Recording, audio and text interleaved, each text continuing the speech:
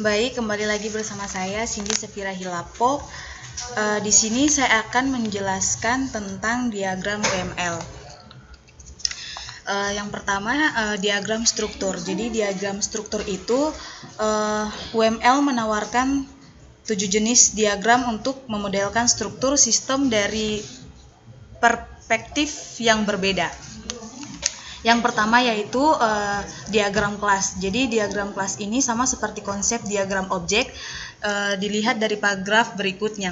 Konsep diagram kelas berasal dari pemodelan data konseptual dan pengembangan perangkat lunak berorientasi objek. Nah, misalnya dalam diagram kelas, Anda dapat memodelkan bahwa kelas kursus, mahasiswa, dan profesor terjadi dalam suatu objek. Selanjutnya yaitu diagram objek. Pada diagram objek ini, berdasarkan definisi diagram kelas terkait diagram objek menunjukkan gambar nyata dari status sistem pada waktu eksekusi tertentu.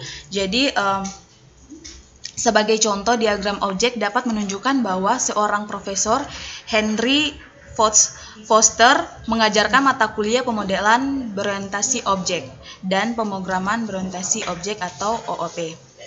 Selanjutnya yaitu diagram paket. Diagram paket mengelompokkan diagram atau elemen model menurut properti umum seperti kohesi fungsional. Jadi, selanjutnya diagram komponen. Jadi di dalam diagram komponen ini UML memberi penghormatan kepada pengembangan perangkat lunak berorientasi komponen yang menawarkan diagram komponen. Jadi UML tidak menetapkan pemisah ketat antara konsep berorientasi objek dan konsep berorientasi komponen. Selanjutnya yaitu diagram struktur komposisi. Jadi struktur diagram memungkinkan dekomposisi hierarki dan dari bagian-bagian sistem. Anda dapat menggunakan diagram struktur untuk mendeskripsikan internal kelas atau komponen secara detail. Selanjutnya yaitu diagram penyebaran. Jadi di dalam diagram penyebaran ini topologi perangkat keras yang digunakan dalam runtime sistem yang ditetapkan dapat diwakili oleh diagram penerapan. Selanjutnya yaitu diagram profil. Dengan menggunakan profil, Anda dapat memperluas UML untuk memperkenal konsep khusus dominan. Misalnya, Anda dapat menggunakan profil untuk memperkenalkan konsep Java Enterprise Beans. Selanjutnya yaitu diagram perilaku. Jadi di dalam diagram perilaku ini mengacu pada konsekuensi langsung dari suatu tindakan setidaknya satu objek. Perilaku mengacu pada konsekuensi langsung dari suatu tindakan setidaknya satu objek. Selanjutnya yaitu yang pertama ini diagram use case. Jadi diagram ini menjelaskan pengguna mana yang menggunakan fungsionalitas sistem tetapi tidak membahas detail spesifik dari implementasi. Selanjutnya yaitu diagram mesin status. Jadi dalam siklus hidupnya benda melewati keadaan yang berbeda. Misalnya seseorang dalam keadaan logout saat pertama kali mengunjungi sebuah website, status berubah menjadi login setelah orang tersebut berhasil memasukkan nama pengguna dan kata sandi atau login acara. Begitu orang tersebut logout, peristiwa logout, orang tersebut kembali ke status logout. Selanjutnya yaitu diagram aktivitas.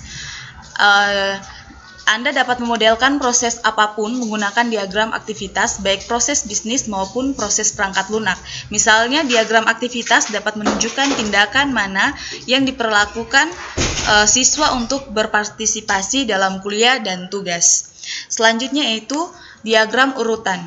Diagram sequence menggambarkan interaksi antara objek untuk menyelesaikan tugas tertentu, misalnya pendaftaran ujian di sistem administrasi universitas. Fokusnya adalah pada urutan kronologis pesan yang dipertukarkan antara mitra interaksi.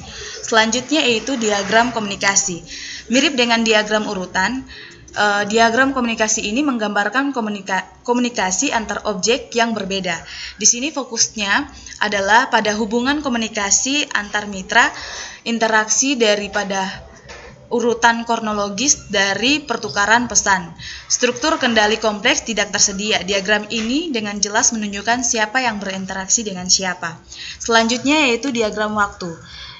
Diagram waktu secara eksplisit menunjukkan perubahan status mitra interaksi yang dapat terjadi karena peristiwa waktu atau sebagai akibat dari pertukaran pesan. Misalnya seseorang dalam keadaan login segera setelah diterima pesan dari sistem administrasi universitas bahwa password yang dikirim file.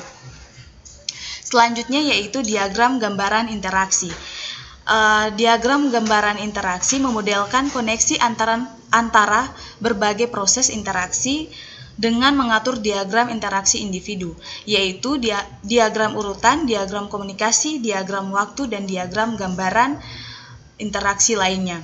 Ini juga menentukan kondisi di mana proses interaksi diizinkan berlangsung untuk memodelkan aliran kontrol. Konsep dari diagram aktivitas digunakan. Baik, sekian penjelasan saya mengenai diagram UML.